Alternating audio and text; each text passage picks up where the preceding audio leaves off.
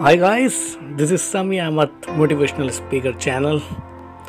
सो आपने जो last video देखी थी introduction to supply chain management, I hope you understand very well about that video.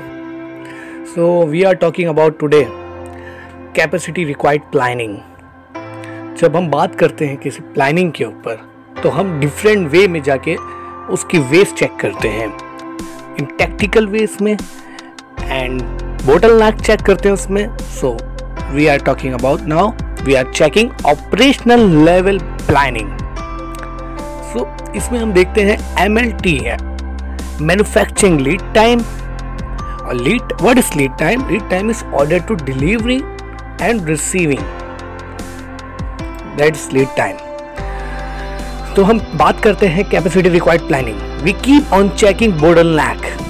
अब इसके अंदर बोटलनेक को चेकिंग लगातार करते रहते हैं। So we have five different CRP capacity required planning MLTS, like one is wait time, second is unit run time, third one is move time, fourth is queue time, fifth is setup time या change over time या setting time।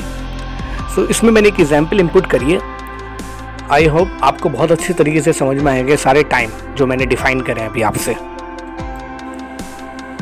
If you are talking about capacity required planning example, so we have one example for you, it will easy for access understand.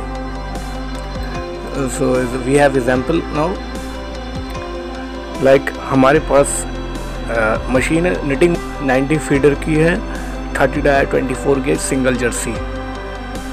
Operator इसको, of course operator इसको run करेगा, operate करेगा।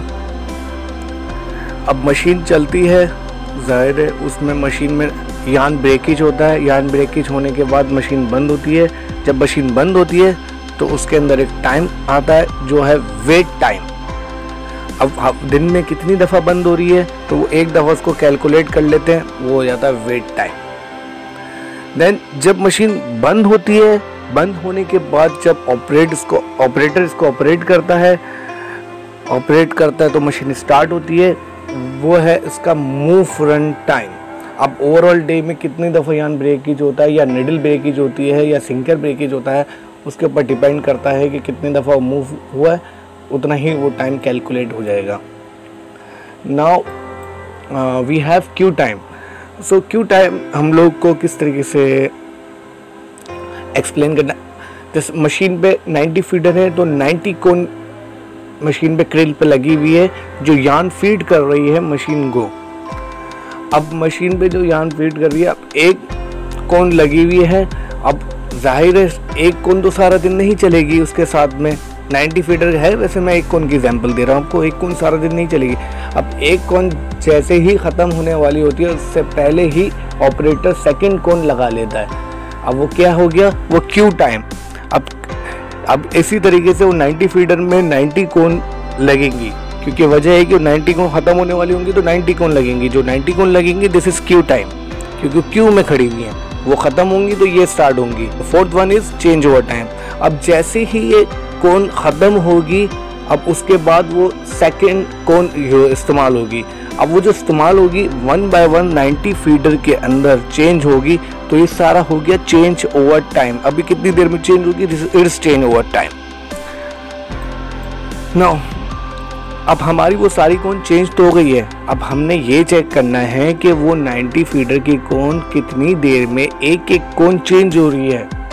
अब ये कैसे पता चलेगा? अब जैसे ही एक कोन चेंज होगी उसका यूनिट रन टाइम हम नोट कर लेंगे। अब जैसे ही सेकंड कोन चेंज होगी उसका भी यूनिट रन टाइम चेंज कर लेंगे। This is called unit run time. I hope आपको बहुत अच्छी तरीके से एग्जाम्पल समझ में आ गई होगी कैपेसिटी रिक्वायर्ड प्लानिंग की। Thank you.